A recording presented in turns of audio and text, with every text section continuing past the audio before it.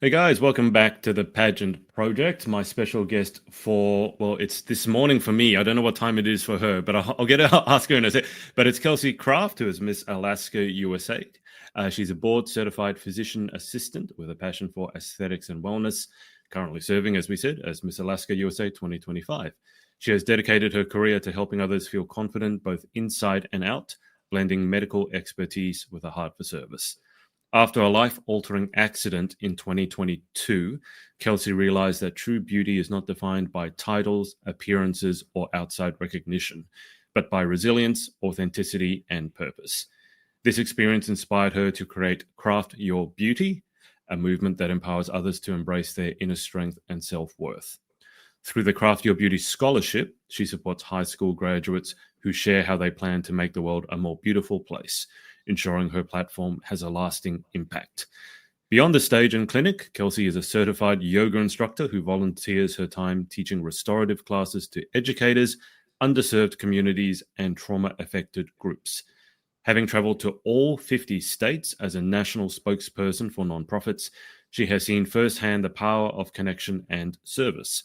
Whether teaching on the mat, speaking on stage, or representing Alaska at Miss USA, she embodies her core belief: true beauty is crafted not by appearances, but by how we love, serve, and uplift others. Well, Kelsey, welcome to the show. How are you doing? I am flying by the seat of my pants right now. I know we caught up a little bit when I logged in. It's 6 p.m. Central Time. I'm in Nashville, Tennessee right now, and I think my evening is just getting started, honestly. So I'm caffeinated for the rest of the packing and the prep I have tonight after we get done chatting. I mentioned this before, but I know you saw my post about a day in the life of a Miss USA contestant. Was it pretty accurate, or was it exaggerated? I don't know. How did you find it? I was going through each one. I was like, okay, accurate, accurate. I found it hilarious that it was a blonde driving her car, and it's funny. People always joke about all the liquids they have, right? And it was, I see the coffee cup and the coffee holder, and then she's drinking iced coffee later. I'm like, oh man, if you would have just thrown a Celsius in there, this would have been me to a T for sure. I probably would have thrown an energy drink. I'm more a coffee person, but having spent some time in America now with you pageant girls, I know you're all crazy about your energy drink. Celsius is a big one. Is that your favorite? I actually am more of a coffee person. Growing up in the Right. Pacific Northwest, we love our little coffee huts, like the drive-through coffee, right? So it's interesting. Starbucks started in Seattle, but a lot of people are like, Yeah. that's not real coffee. So when I visited Australia, actually, I made sure to hit all the coffee shops at Bondi Beach and all of that Oh and kind of wow. judge for myself, who has the best coffee. Same thing with Costa Rica. They want to claim the best coffee. It's like everywhere you go. I'm like, just make sure it has at least two shots and I'll drink it. Okay, so we don't discuss controversial topics, but we do need to discuss coffee because I love coffee, and I will say, I think in terms of I'm used to Australian coffee, right? Obviously, growing up here. When I go to America, I do have issues finding coffee that is like Australia. Starbucks, even here, I wouldn't say is the best coffee. And then when I was staying actually in Nashville, the Airbnb had this, is it Folgers or Folgers, in this giant orange, it almost looked like a plastic recycling bin. And I'd heard, the best part of waking up is Folgers in your cup. So I knew they're Diddy. I'd never seen it. We don't have Folgers in Australia. And I was like, normally coffee comes in little vacuum sealed, beans, and you squeeze it. That smell. This is like, how old is this? But 5 years, and then you pour it. So can I just ask, given that you've been to Australia and 50 states, where do you sit on the whole coffee debacle? Well, I like fresh beans, and I actually won a work award. And so my prize, I got to pick anything I wanted, valued at like $2,000 or something. It could have been a grill, it could have been one of those TV that shows the portraits on the wall. And I chose a Jura espresso maker so that way I can buy fresh beans and get them delivered from wherever.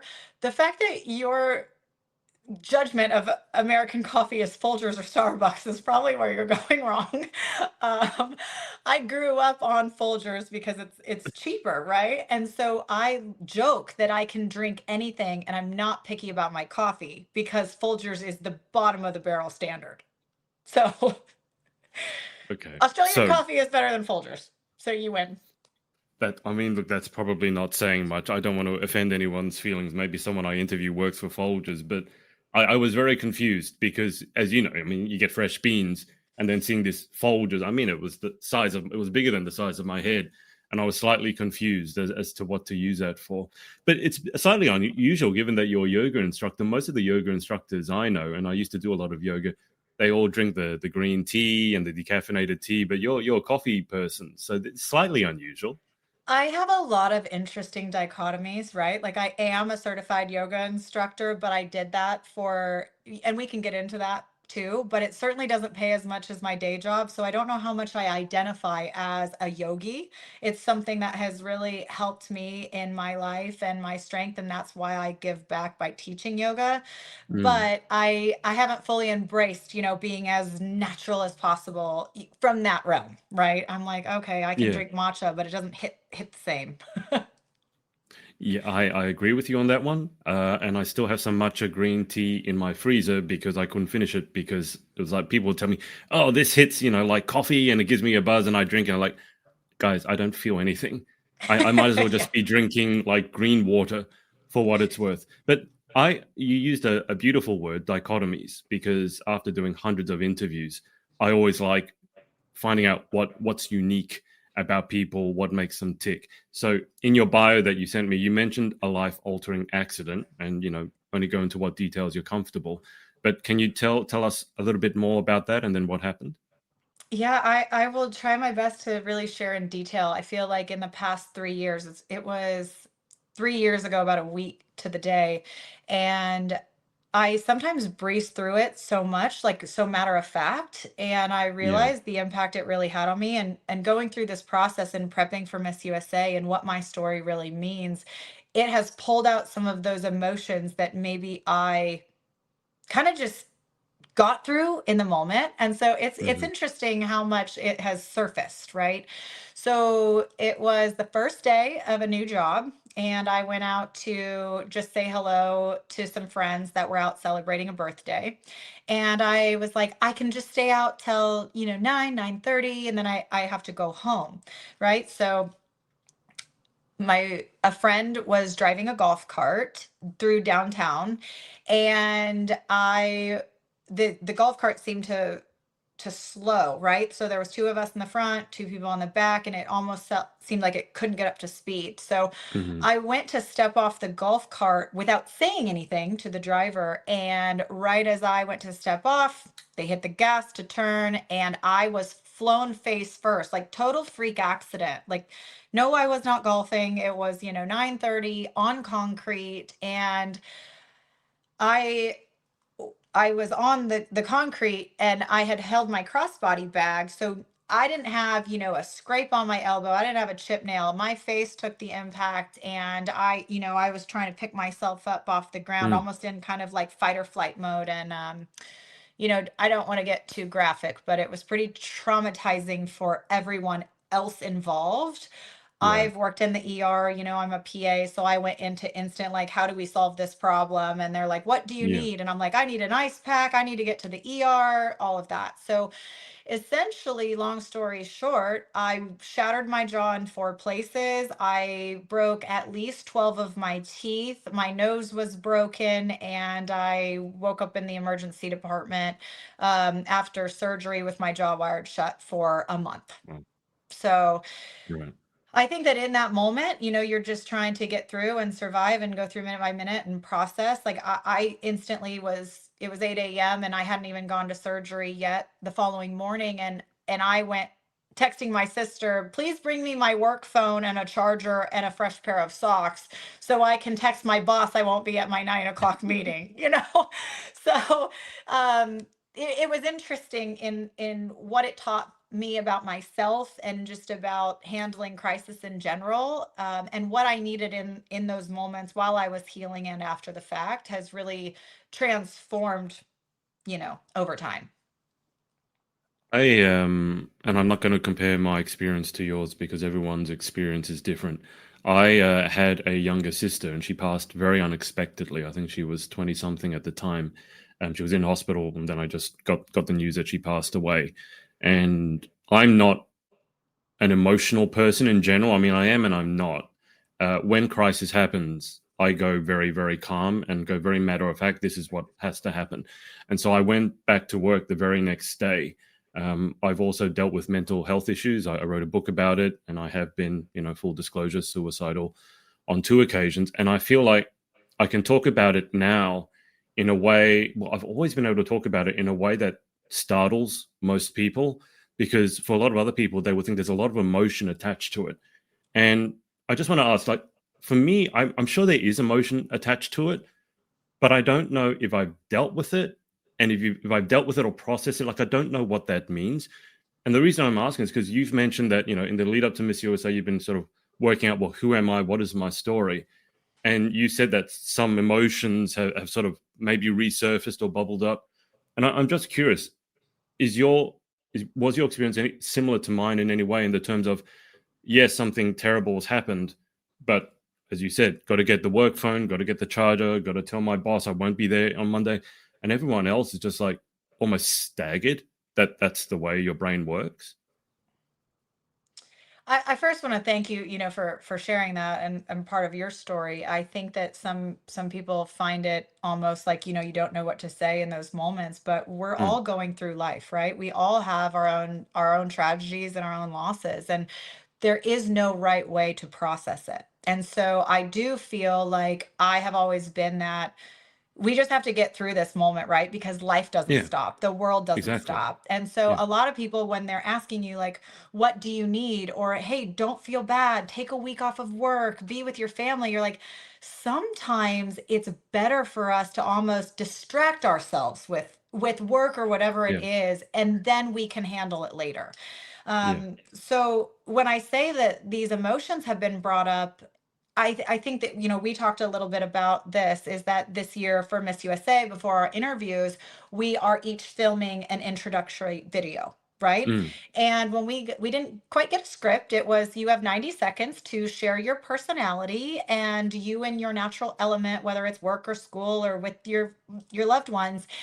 And so I sat down to film with a videographer I had hired, and he was mhm, asking me questions, and I found myself getting frustrated. Like, I'm very calm under pressure, and I didn't quite have a script, and I was like, we got to back up. Like, I don't care to talk about my hobbies. I have this one opportunity to truly share my heart and have an impact.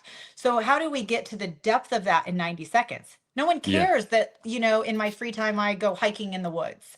yeah, I mean, maybe people do, right? But I was like, I have 90 seconds to share this message that, my Craft Your Beauty scholarship, or, your worth is not determined by your accolades. And that is where I want to speak to the heart of people in general, and yeah. meet them where they're at. So it has been certainly an interesting process. So when I say, I was getting emotional, he was asking me questions about my upbringing, and I'm like, I'm so matter of fact. Like, yeah, I grew up with a single mother. I didn't really know my dad growing up that well. He has since passed. Like, that was why I Mm, competed for Miss Alaska, was because he lived there my whole life, and I want to honor my roots and my right. siblings. And I'm like, how do you put someone in a 90-second box? And so it almost like all of these emotions, all of this history, just like there was this intense amount of pressure to showcase myself the best, and I'm like, but what avenue do I take? Am I the PA that cares about longevity? Am I the girl that went through, at some point I did go through depression, and so do I go the mental health route? And I'm like, you know what, none of us can be put in a box. And Yeah. so it has been quite a process figuring out how to talk about all these multifacets that all of us competing really can showcase.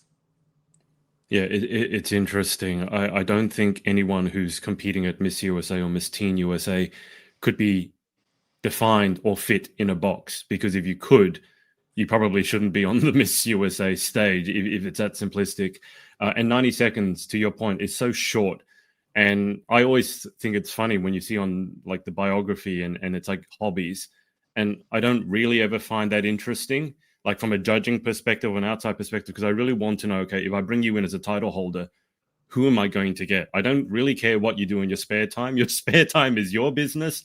Um, but it, when you mentioned the frustration of the 90 seconds, which is incredibly short, anyone who's ever shot a 90-second video, it goes by extremely quickly. And even you saying your name and your title seem to take up an inordinate Yeah. amount of time. But just to back up, because when I wrote my first book, which is about women's mental health, I put in a bit about my story, which I told you about, and I was trying to work out how do I start. And I wrote a sentence, and I still remember it to this day, which is, "It's a funny thing contemplating taking your own life." And for me, that was, I need to hit like straight away. I need to grab the attention. Um, no one cares. Do I like coffee? I play tennis, great. But I'm here to serve you, and what's the most impactful thing I can share? Yes, I do tennis. Yes, I do coffee. I do a whole bunch of crazy things, but I've had some experiences that I think sharing about them might help.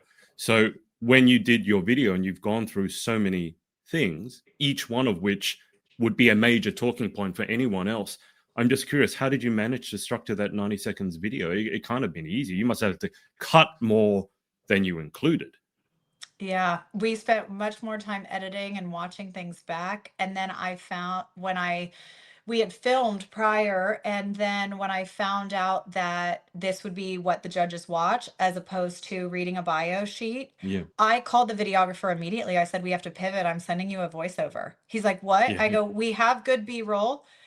I look good on the camera, talking to the lens, but if I'm sharing my story and that's going to be my only opportunity to do so, Yeah. it cannot be bullets." And so the way that I really put the thought into how do I structure this was, yeah, you need to tell a story a little bit. So I think the most impactful transformation that has happened, and I think we're all evolving, right? 22-year-old me is different than 27-year-old me, and now I am 34. And I also was a little bit hung up being like, it's not about my age. Right. I don't want my narrative to go, I'm so grateful Miss USA has lifted their age limit and this dream is coming true again. I'm like, there's Yeah. over 10 of us that can say Yeah. that. It's more about how can I reach the masses, and what parts of my story would reach the masses, not one platform, one message, one, narrow audience. um, so I really just told the story that I was one way. I was very dead set on the type of medicine I was going to get into. And I somehow happened to start working in aesthetics. I feel like sometimes, God or the universe opens doors for Yeah. people that we plan out our lives and it goes a different direction. Yeah. And, but after this accident, I was just this girl that was just going to yoga class, right? But afterwards, when I was told by doctors I physically could not lift more than 5 pounds, and I had found some of my identity being like, oh, I studied exercise physiology. Like, I lift weights. I've been trained by the best. Like, I'm Mm. strong. I can max squat 200 pounds.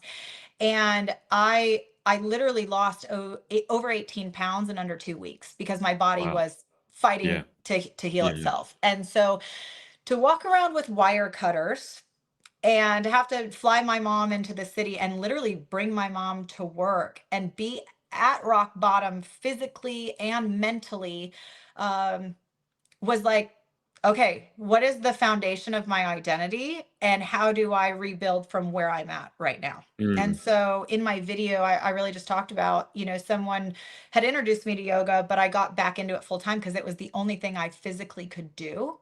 And I started paying attention to, I was in those classes and the instructors would say something inspiring, right? And normally you would just like, okay, yeah, yeah, yeah. I got my sweat in, I got my workout in, done with the hour. And I found myself being fully present in those moments on the mat. And I think that a lot of people don't have that opportunity in their life, running from Mm. point A to point B. Yeah. And it doesn't have to be yoga. I mean, but it gave me that opportunity to be present and understand, like, block out the noise, right? They're always telling you Yeah. only focus on what's on your mat. Don't worry about what you brought into here and don't worry about what you need to do after. And to be given that chance to just be like minute by minute, second by second, it has been a blessing, right? I didn't feel like that in the moment when everything was hard. Yeah. But that was such a blessing. And so they offered yoga teacher training class at my studio. And again, teaching yoga isn't what my dream was. I'm already, board certified PA, and I got my master's degree in that. So I'm like, okay, well, we can't give that up. But how do I bridge my lives, right? To feel like everything is finally synchronistic and my messaging and my life experiences can all go Yeah. together, Yeah. has been really beautiful because I've always been very uplifting to others. I'm that friend that shows up. You have to, like, you're working in the ER, and um, Mm. I've brought help bring life into this world, and I've held hands while people Yeah. have passed. And so, what do we do with the in between? It Mm. is really special. And I remember I was in yoga teacher training class, and we were learning how to explain to someone how to get into the pose.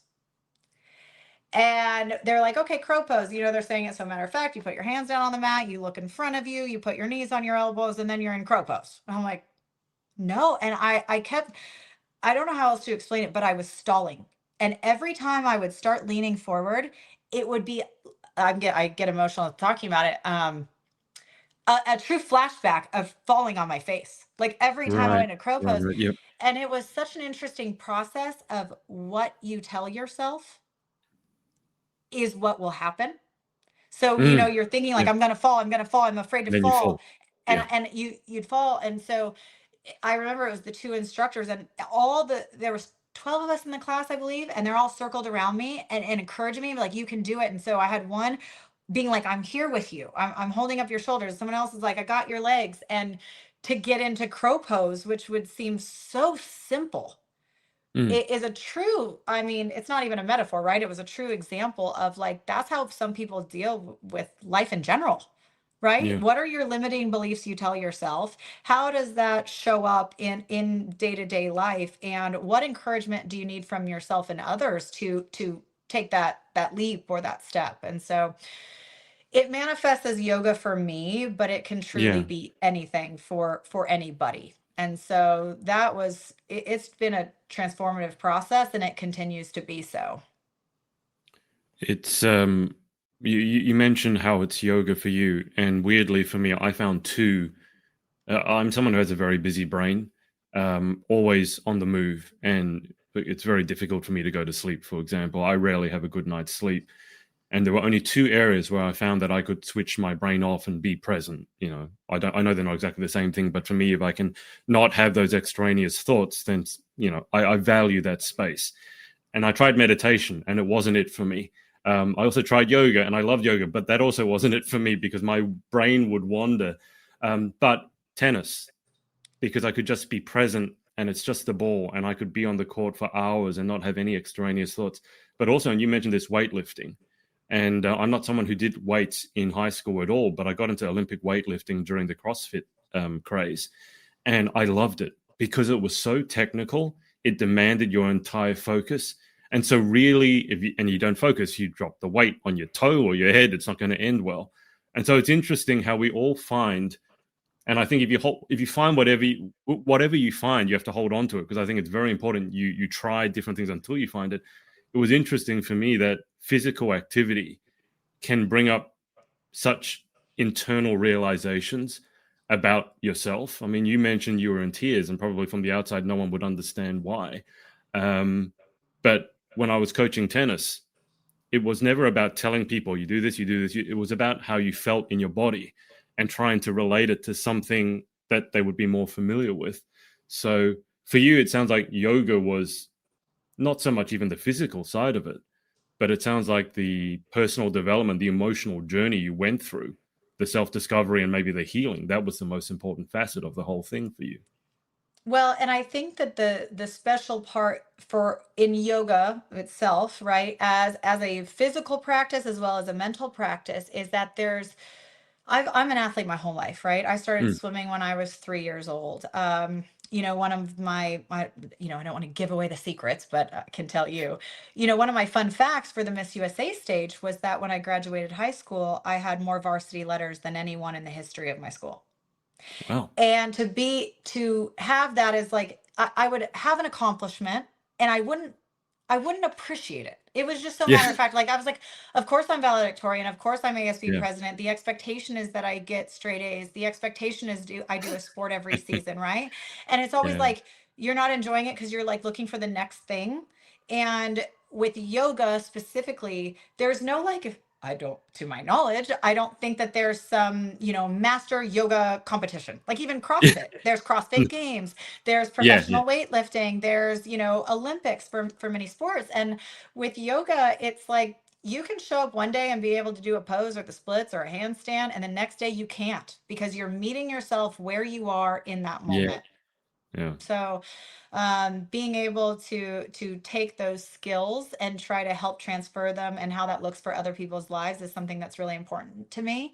And so when I talk about, oh, I teach yoga, sometimes, like most of the time, I'm teaching kids, right? So what they think yoga is totally different versus what people who are doing chair yoga and don't have these resources, or they're in a yeah, long-term care facility.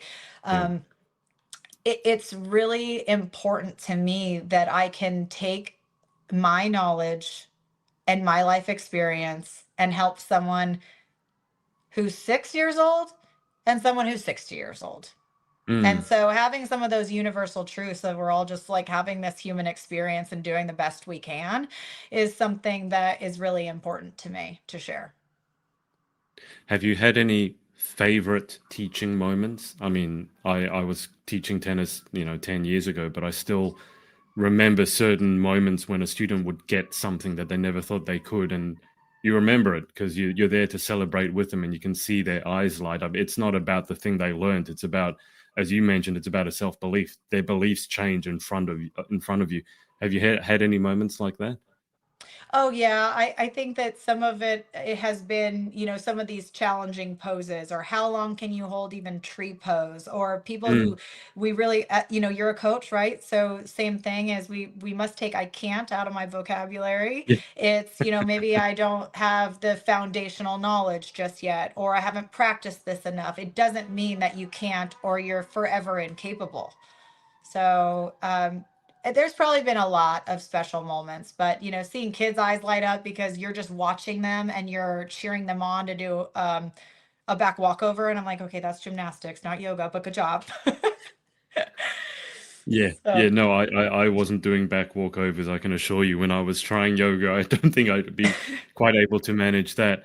If we just back up for a second, you mentioned the varsity, the letters, um, and it was interesting what you mentioned because you said it was like almost an expectation. Yeah, of course I got straight A's, and I was just reflecting on that recently for myself because I was coaching someone else, ironically, and she was sort of saying what I had done was so impressive. And it just made me think because for me, it's like I almost believe like if I did it, it can't be that impressive. And so, for example, I just released a new book. It hit number one new releases. It's now in the top 10 in its category in Amazon. And for a lot of other people, that'd be bragging rights. For me, it's almost like, yeah, it's cool. I kind of expected that, but it doesn't really register. Like for me, I find it very difficult to take pride or pleasure in an accomplishment. It's almost like my focus goes immediately to, yeah, well, I could have done this better. I could have done this better. Or now I need to do this thing and this thing. And I'm just curious, is that something that for you is still a bit of a struggle? Or through your journey, have you learned to embrace your accomplishments more? it's still a struggle for sure. I mean, giving ourselves grace in any moment is really important, and taking a step back and go, okay, don't breeze through this because you really are Yeah. inspiring people, right? I think that I it's so interesting because we misunderstand people all the time, right? So I Yeah. think I even mentioned this in my intro video. It's either in the Beyond the Crown video or the intro video that pageant girls are misunderstood, right? Mm. And I didn't want to, make it like I have this victim mentality or something, but at face value, I now am aware to realize that I get told I'm intimidating, or, oh, it's you're so lucky you're smart, or you're so lucky you're tall, or, people at face value would assume, whatever, like life is easy, or we come from Yeah. Yeah. money, or something like that. Yeah.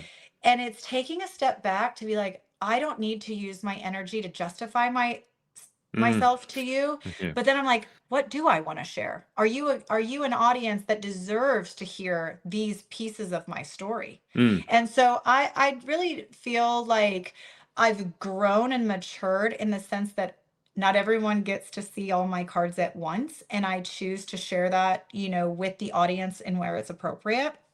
Um, and that's really interesting, right? Because in a lot of pageants, we choose a platform, one platform. And Yeah. I'm like, my platform cannot be based on one thing I went through in a certain chapter of my life. We're ever evolving, and I should have the right to change it. Um, so I'm trying to take a step back and appreciate the things I've done. But I think the number one thing that I wish I could tell my younger self is that your identity is not based on your accomplishments, and your Mm, worth of love is not based on your accomplishments. It's just for showing up and doing your best given the circumstances mm, you have in this moment. And so, um, I always am trying to give myself grace and then go, wow, that is pretty cool. I did that. But it's not for my own selfish ambition or vain conceit. It's how can I use my story yeah. to encourage somebody else to be like, look, I usually don't tell people this, but I was on school lunches. I did have a single mother. I have 10 siblings across the country. I, you know, I took this out of my video, but at one point I was sharing this that, yeah, I did sports, but I had to do car washes to afford the shoes every season. Mm, mm, Um, I I didn't really know another avenue but healthcare because my mom couldn't afford daycare, and so she brought us into the hospital lounge while she was working her shifts. So it's yeah. like, okay, where's the balance of like I found myself versus like this is all I've ever known. Yeah. So Yeah. it's interesting to navigate for sure as you figure yourself out and you wonder how you're going to tell your story and what route you want to go down. Yeah. The platform one is an interesting one. You've and being having to pick one platform, for me is it's almost like the worst question you can ask me is, so tell me about yourself, or even worse is like, what do you do? And I just sometimes I can't say anything because I'm like, well, I don't know where to start. Like, what, what? Because I don't have a normal 9 to 5 job. I mean, I can explain like, okay, here's what I did today, but to most people, it just because I think so many of us want to fit people in a box, and if you're an individual who's too complex to fit in a box, it almost doesn't compute. It's almost like you're showing off or you're exaggerating. It's like, no, I really did this today. But you've mentioned identity a couple of times, and to me, when I'm working with people as a life coach, identity is everything because identity almost defines even what you're willing to try. And so, you identify as an extrovert, you're going to be a certain way, even when you're tired. If you identify as an introvert, right, or you identify as a pageant girl or you don't, or a natural interviewer or not. And I'm curious, after your accident and you were rebuilding your life, how did you go about sort of reconstructing your identity? Because obviously at that point you had an identity previous to that, and at that age everyone thinks they're invincible. You were given very physical evidence that you're not. So I'm just curious, the that journey that you went through to build a new identity, given what had happened to you, was it a daily task? Did you not give any thought to it, and you just like next step, next step, next step? But how did you go about reforging your identity? It's interesting that I feel like at the core of who I am, it never changed. I Mm, think that I really found my identity and what I wanted to be known for years prior to this happening. And as crazy as it sounds, it just solidified that. Like yeah, I say, if we're telling things chronologically, and I'm like, okay, after this accident, I realized beauty was more than skin deep. I kind of already knew that. I yeah, didn't ever identify or think that I had any advantage because of the way I looked. It was my work ethic and it was my integrity and it was my soul and how I treated people. Now it just came across physically to other people to see it. I think yeah, that has been what has been really interesting to navigate. During that time, I was so shocked. My HR department was like, "Okay, do you want to go on disability?" And I was like, "That was such an interesting word." I was like, "I am capable. I am going to work tomorrow." yeah, So I didn't take the leave of absence. I showed up yeah, with my jaw wired shut for sales and training meetings. And I was talking like this for an entire month. And the joke was I should be a ventriloquist at Halloween. Ventriloquism. And I was yeah, gonna say. I was like, if I had to do a talent, I probably mastered that, because you literally have to talk like this. Um, yeah, it really was just minute by minute and showing up and doing the best you can right then and there. Now it's interesting because we talk about, if it's a slogan or something that's memorable, a platform, right? And we say craft your beauty. Well, it's a play on my last name, but Of that course. slogan really actually started back when I was in Florida as an aesthetic injector. I was working at a med spa and I would have remarkable, I mean, I will brag right now. I had amazing before and after results, right? And Yeah. so with social media and everything, right, you want to give credit where credit is due. So it was almost like a watermark I would put on the before and afters. And that was my little slogan as an injector working in the med spa. It was craft your beauty. And that was for aesthetics. And then Yeah. when I realized I was wait a second, I want people to really realize that beauty is more than skin deep. I Mm. took this brand and transitioned it to how do you find your worth? How do I serve people? And then started the Craft Your Beauty Scholarship for high schoolers. So it's an all Mm. encompassing, like what does beauty mean to you and how do you show up in the world and less about the aesthetic side. Yeah.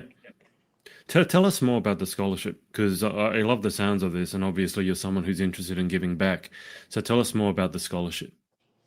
So as I mentioned, I came from a single mother household and I was not going to be able to afford college, but I knew that the way to have a life better than, you know, Yeah.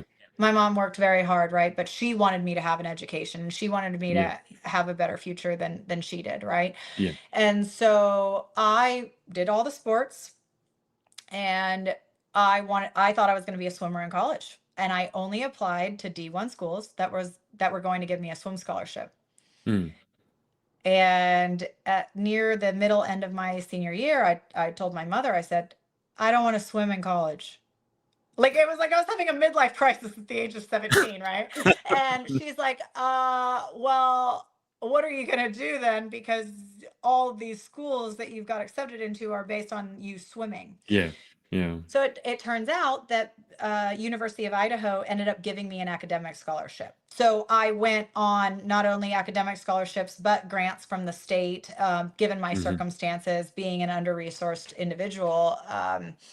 So I just realized that where I am today would not be without the support of the scholarships that I received. I mean, I was writing Right. essays. I got a scholarship from Tall Clubs International. Like as a female, you have to be like over 5'9", and I had to write a 500-word essay about what being tall meant to me. But that $500, helped pay for my books that semester, so it was worth the efforts.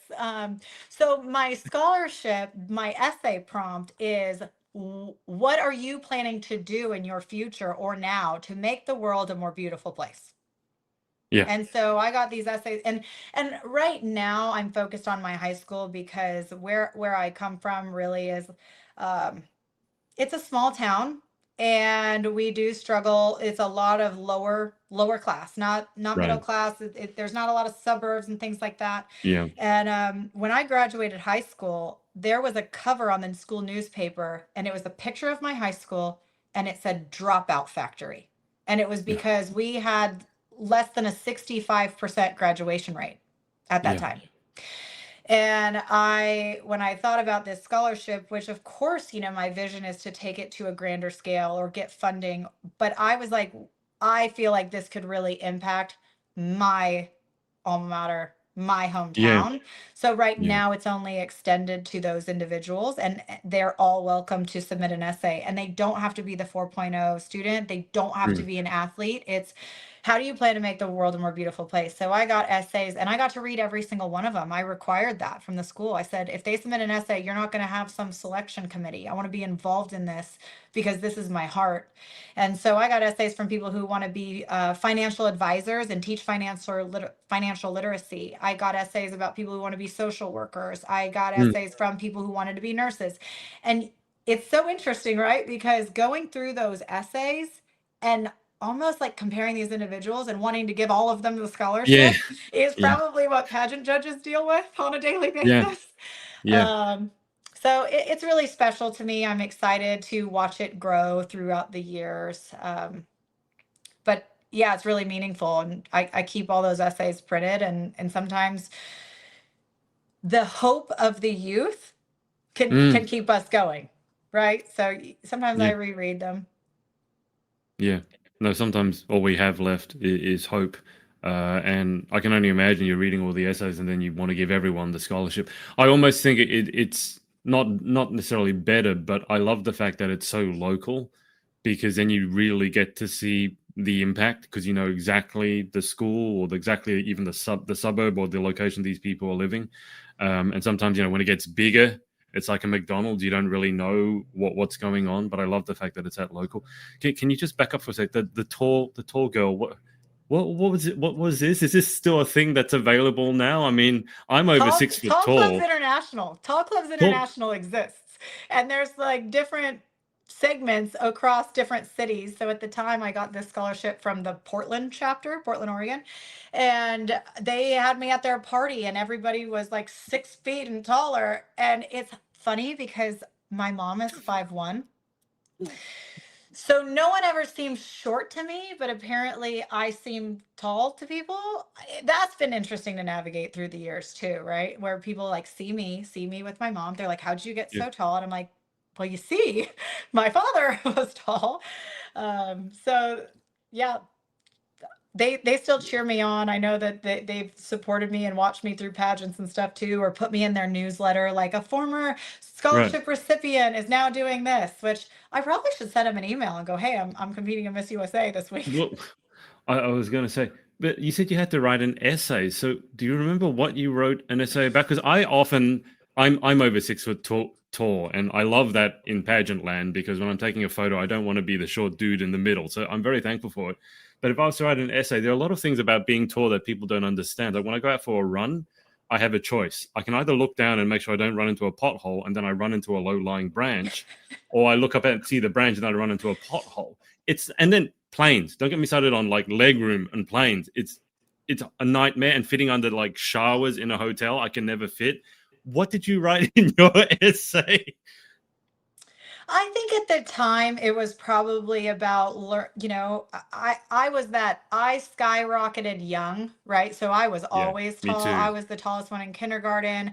I was my mom's height I remember I was her height in 5th grade, which means I was 5'1" in 5th grade, and then just went, I had the growing pains, the calf massages at Yeah, night, all yeah, of the non-fun stuff. But it really, at that time, it was probably I don't get asked to the dances because I'm taller than the guys. People yeah, why would I wear high heels if I'm always so tall? I still get that, yeah, right? Like, yeah, why do you wear high heels? I'm like, I'm breathing my own fresh air up here, and I can find my yeah. friends in a crowd. Like, leave me alone. But I really didn't. I was not confident in being tall until at least I was 23. So I don't Right. really remember what I wrote about. It was probably about the struggles of being tall, Yeah, finding yeah. jeans that fit, especially being poor. Mm. So I befriended a girl in 6th grade because she overheard someone calling me high waters girl, and she defended me and was like, "That's rude." And I was like, "That's the type of person I want to be friends with." I mean, especially That. in 6th grade, that's important, Yeah, right? She was my best friend yeah, all the way through high school. yeah, Just on that one moment alone.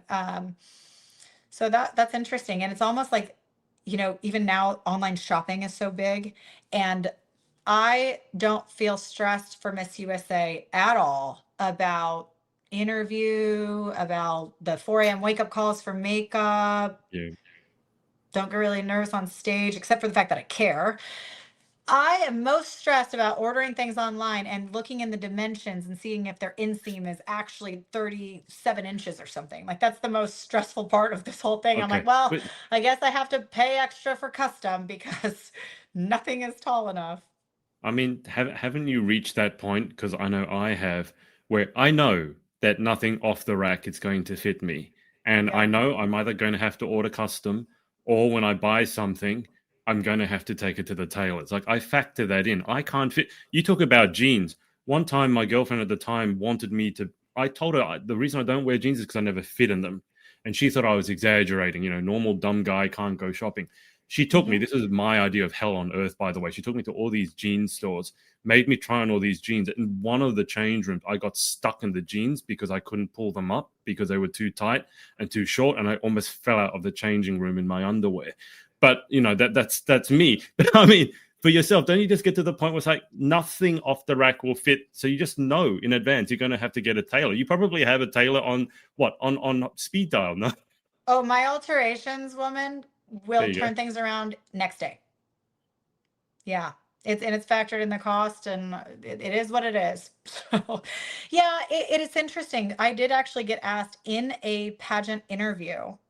Oh my gosh, I could kick myself, right? Prior to this pageant season, Right, I've never had an official interview coach. I haven't, right. I'm like, the best part about me is if I can say anything to anyone preparing for a pageant, the best use of your time, aside from nurturing your body appropriately, is Mm. practicing self-discovery, because Yeah, yeah, yeah. you're never rehearsing an answer, you're never worried about what people want to hear, you're so truly you that you Mm. can't be rattled. And so Yeah. anyway, I've been so, what I say, self-aware, that hadn't really paid for a coach.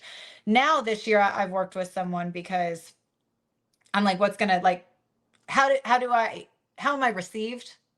And Yeah, also, yeah, yeah, yeah, how do you tell your story quickly, and what's your, like, drive home yeah, statement? Those yeah. things are important. But in an interview, they asked, what's one pro and one con of being so tall? And I said, well, the pro has been I've excelled in sports and I've learned my confidence, and people take notice of me in public and whatever. And the con was growing up with my mother, who's 5'1". And she always is putting stuff in cabinets she can't reach and asking me to get her stuff for baking. And I'm like, I've never asked her to tie my shoes because she's closer to the ground. That came out of my mouth in a pageant interview. The panel of judges are sitting down. I don't know how tall they are. And I was like, they either loved that or they hate me. There was no in between. I was like, if one of these judges is shorter than 5'5", they're going to be like, this girl is not it. So I've reeled it in, and sometimes it is that count to three before you actually say what you want to say. um, that was a unique moment. Yeah. I'll have to remember that one next time someone asks me to reach up to get something for them. I'll have to say, well, I don't ask you to tie up my shoelaces. Um, like Yeah, that was, I, I'm I was like, I'm oh my God. astounded you. I see for as a judge that would make me laugh, I have to say, because after you interview like 10, 20 girls and they're all giving you the cookie cutter answer, you're sort of starving for something that makes you cry or makes you laugh, elicits any kind of emotional response. So I actually would have really loved that answer. I'm hoping you've never told your mum this, though, have you? Oh, I've told her. Yeah, I like, her and my father were never married. But I remember she's 5'1", and for quite a few years she had a boyfriend that was, I think, like 5'4", and I was like, "Mom, this is great for you." And she's like, "What?" And I was like, "Respectfully, stay in your lane. You can have 5'9" and below." Like, I go, "You're the type of girl that I would have a problem with the tall guy." I was like, luckily for me, I turned out tall. Like, I love the fact that my parents are, so different. But at the time, I was trying to give her a lesson. I was like, if you don't be hated by every girl that's 5'10" and above, you gotta, like, date the short guys. It's funny that to me that you mentioned, when are you leaving for Miss USA? 2 days, 3 days? I leave on Check your Friday, calendar. so 3 days. Yeah, so under 72 hours. Is that what's happening? I don't know. It's funny because I've been speaking to quite a few of the Miss USA girls, and they I don't want to say they're stressed, but maybe stress is the right word. Freaking out, on the verge of, and you seem so calm, and I find that interesting because that's me as well. It's like sometimes I have difficulty understanding why people get so stressed about things, especially when not that they seem small, but it's like, well, there's nothing you can do about it, right? I mean, you Hmm. do all the prep you can. That's all you can ask of yourself. And so whatever will be now will be. And you worrying about it doesn't change the fact of that. Does it feel oddly calm? Like, do you ever worry maybe when you speak to one of your fellow sister contestants and maybe they're stressed and you're going, I'm not stressed enough. Maybe I should be more stressed, because I feel like that sometimes. Like people are worried about stuff. I'm like, oh, maybe I should be more worried about it. But that just doesn't happen with me. I handle stress outwardly very well. And that was why I always thought I'd end up working in the emergency department, Yeah, because I can think very clearly in chaos. I yeah, ended up not in the emergency department because when I went through my clinical rotations, I realized I'd say 90% of the people that work in the ER end up becoming like jaded and cynical, and that's not yeah, where my heart is, right? yeah. Um, but my boyfriend recently described me as a duck. And I was like, what are you talking about? I don't even like birds that much. And Yeah, so that is actually, I mean, not to give away secrets, but it's fine. They asked us to describe ourselves in one word in our paperwork. And I was like, I could uh, say resilient. I went through this accident. I could say yeah, multifaceted. I could say compassionate, kind, all authentic, mm, all of those words. And I was like, what would really describe me is truly that calm on the surface, handling the chaos, handling it with grace, but working hard beneath the surface. And so I've struggled the most, if I'm being honest. What has consumed my energy and my heart during this preparation, I had this conversation with my manager today. I said, I'm struggling the most with wanting to be relatable. And I know that mm, I am. But the pressure of, okay, well, I did this photo shoot, so I got to post the glam shoot and I got to post the reel. And I'm like, it isn't relatable that I have literally sat in a hair and makeup chair for 2.5 hours to get this look. And I can't do that myself. I mean, like yeah, this is me. I'm usually in tinted sunscreen and hot yoga clothes. So yeah, what, finding that balance of, okay, you're wanting the job, dress like the job, act like the job, be a brand ambassador, but when you're really in it, yeah, I want to showcase that a Miss USA needs to be able to roll in the dirt 1 minute and go to a gala the next. yeah, And 100%. so feeling like the pressure I'm putting on myself is, am I going to walk out of that interview room or out of this experience and know that they truly saw my heart? Yeah, And that's what I've really been battling with, with the videos and with the content we put out. Um, there's some funny behind the scenes that will probably surface this week. My friend has a lot of B-roll on her phone of, like, we were supposed to film some skincare reel and she was like, what is that? And she was like, how many bathrobes do you have? And I was like, I don't know. And so she filmed me trying on every single one of my bathrobes. So, that's the kind of stuff where it's like, I want people to want to be my yeah, friend, not just admire me from afar and think that I'm untouchable, because that's certainly not the case at all. Yeah. yeah. We do love good B-roll. It's a difficult balance to strike, though, and I think I mentioned this in a reel that I just posted yesterday. And it's like you want to be inspirational and aspirational, seen as a leader, and that's very important. But you also need to be relatable, not untouchable, and being able to balance that and not be one way or the other rigidly. But certain situations demand that, like if you're giving a TED talk or you're speaking to an assembled audience and it's a formal occasion, then of course you're still relatable, but you want to lead more aspirational and inspirational. But if you're dealing with kids, there's no real point being like the untouchable, like don't touch me sort of thing. And very often, I mean, as we both discussed, I'm very tall, and so the first thing you do is when you're tall and you're working with kids, you get down to their level and you talk at with them. You don't talk at them. So I can certainly see that. But I mean that when you only have 90 seconds in a video, and very often in an interview you only got 2 or 3 minutes, it's a very big ask, isn't it? To to Hmm. to show your heart, and they say, "Oh, one word." I think that question would drive me crazy. It's like I can't define myself in one word. I don't know what word I pick, but it is a struggle in 2 or 3 minutes in most interviews to really show who you are, isn't it? It has been I'm like, here I was, I could answer any question. I've done so much self-discovery. And then you put that paper in front of you and you're like, okay, you have 40 words to answer this question or that question. And I'm like frozen. I'm like, this is my one opportunity, what do Yeah, I want to say? So it has definitely been a process, and I am a little bit lackadaisical on maybe the stuff that other girls are freaking out about. I'm like, I didn't book a spray tan while I'm there. I don't. think I have enough suitcases to actually physically pack because I just downsized. I just sold my house. I had a 4-bedroom house and now I'm in a 1-bedroom condo.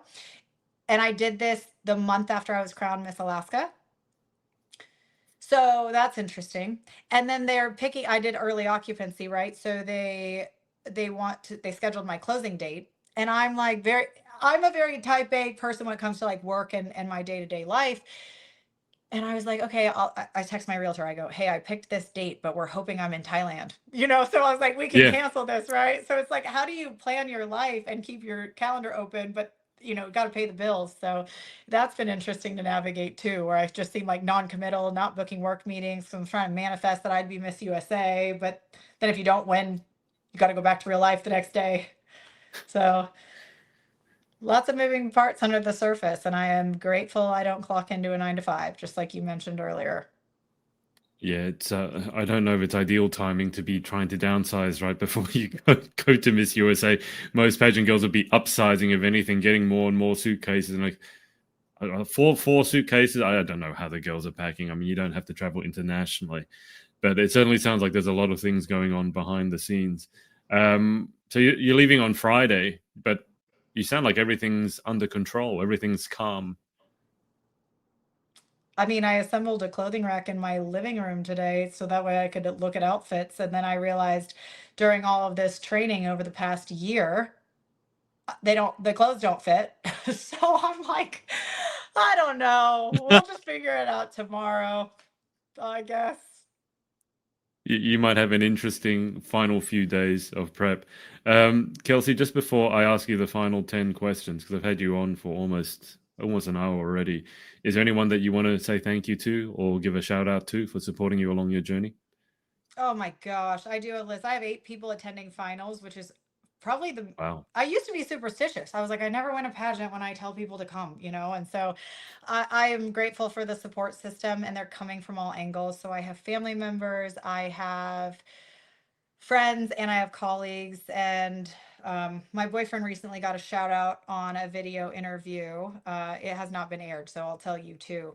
I flew to Alaska for the pageant straight from our 1-year anniversary trip. And I cut our anniversary trip short and I was like, you're coming to Anchorage with me. And I'm like, I paid for hair and makeup lessons, and my boyfriend had to clip in the hair extensions. He had to do my spray tan on my back because didn't have the time between the vacation Yeah. and whatever to do the typical pageant prep. And then he was also the videographer in the audience that got the video of my onstage question.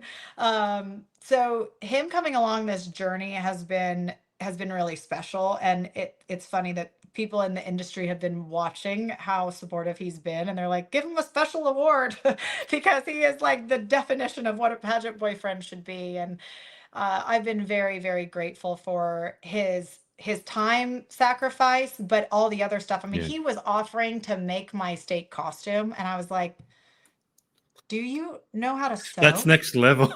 Does he know how to? Yeah, apparently he used to make custom bow ties or something. And then he's also a welder, so he was like gonna make he was gonna make the whole thing. And I'm like, I'm not flying with pieces of steel, so I don't know. So we tabled that because I was like, I don't want that pressure to be on you, and if something goes wrong, it'd be your Yeah, fault. yeah, yeah. He was ready to like make pulley mechanics and stuff, and I was like, no, we're gonna not lead to a breakup by like putting that much expectation on anybody.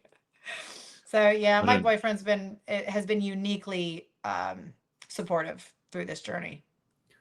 When you were saying welding, I was half thinking of you turning up on the Miss USA stage like in an Iron Man suit or something like that.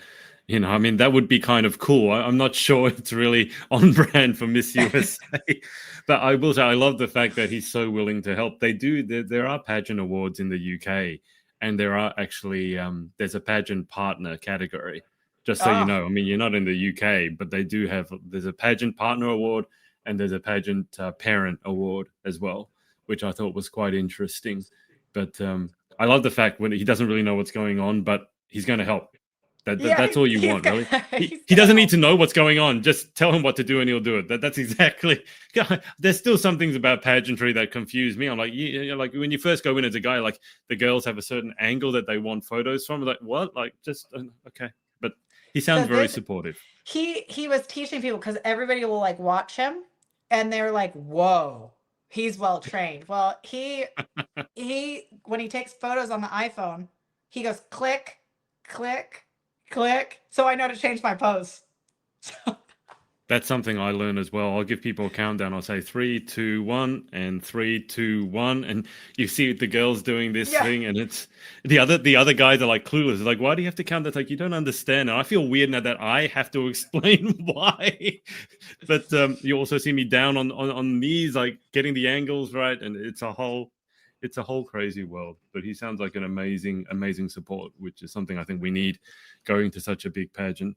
Kelsey, anyway, let's go through these final 10 questions. Number one, what is your favorite word?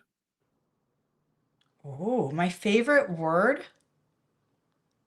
I have recently been saying, I think I mentioned it earlier, like this interesting dichotomy, like people not being able to put in a box, like that has been my word recently.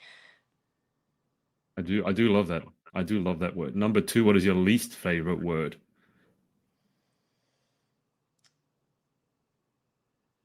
Probably can't.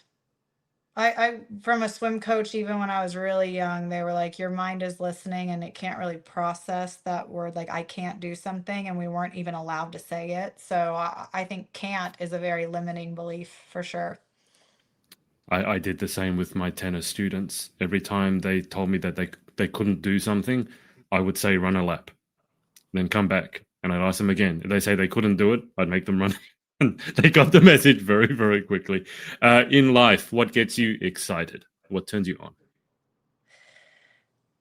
Seeing someone smile has truly been what drives me, whether it be in healthcare, whether it be in volunteering, knowing that I truly had an impact and I made a difference in someone's life, as small or as big, is a driving force for me for sure. What turns you off? Well, my biggest pet peeve is people who are passive aggressive. Like I would say that somebody who has a bad attitude or is passive aggressive, just say what you think. Let's save us all time and energy. I don't want to read between the lines. Yeah. What sound or noise do you love? Sound or noise. Waterfalls. Growing up hiking and having that piece of like truly being in the national forest and hearing that waterfall get closer and closer and closer is very special to me. What sound or noise do you hate? Keyboard clicks. People who have keyboard clicks on their iPhone, I'm like, you know, you're typing, you're watching the word appear in front of you. You don't need the noise to make sure that it's appearing. Well, I'm glad that I haven't been typing during our interview because I have a mechanical keyboard because I really love that sound when I'm writing my book. I love the feel No, of it. Tick, tick, tick, tick. an actual keyboard on a computer is different than keyboard clicks on an iPhone.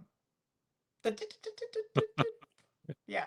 I have those too, though, because I love the Oh sound of God. because it reaffirms that I've hit the button because otherwise with touch I grew up before touch screens and I really hated touch screens at first. I So did preferred I. manual keyboards. And so it's like when I'm touching it, but I had no feedback. So I get the click, click, click, click. It really bugs me when I turn my phone on silent and I don't get them. I feel like I don't know if I'm typing or not. So that's a Oh funny. my gosh, no, I don't like sound. I don't have my phone. My phone is never on do not disturb or whatever. It's just on silent. Like it doesn't vibrate. Like if I get a text, I'll see it when I Oh have yeah. the opportunity to see it. Yeah. No, But no. I still try to touch my laptop screen. Like going from an iPhone to I have an iPad, I have my personal phone, I have my work phone, and then I have an iPad that I have to whip out every so often. Yeah. And I'm like, wait, it's not moving. It does get confusing at times. It's like, hang on, nothing's happening, and I'm like, stop touching my computer monitor. It's not touch screen. Anyway, Yeah. if you could have any one superpower, what would you pick and why? Oh, I would teleport because I would be able to save so much money on plane tickets. And you would never be late. You could see the world. Teleporting would be amazing. If you could attempt any job, what would it be? National Geographic photographer. I want to go see the wilderness. I want to go on a safari. My favorite trip ever was Antarctica. I went to Antarctica Wow. almost 2 years ago. I had to get a new iPhone when I got back from that trip because I had filmed the penguins on cinematic mode that I literally had to buy a new phone and a terabyte of iCloud storage because I couldn't bring myself to delete any of these videos. Right. Yeah. Yep. What job would you definitely not like to attempt? Huh. Singing. I mean, I don't karaoke. People would probably pay me to not karaoke. So I don't have any desire to be a famous singer at all. I don't know how they keep their breath and remember the lines and that is a special skill. I would say exactly the same about swimming. I'm a terrible swimmer. I don't know how you remember to paddle and do all this and then breathe at the same time. So to each their own. Final question: if heaven exists, what would you like to hear God say when you arrive at the pearly gates? Thank you for spreading love. I think that's the answer to everything. It's just love on people. Well, Kelsey, it's been a pleasure. Best of luck in the upcoming week and the days ahead. Thank you so much for coming on. Thank you for having me. It was fun. Absolutely. I'll keep you on the line for just a sec whilst I hang out with the audience. Thanks everyone for watching, and we will speak to you next time.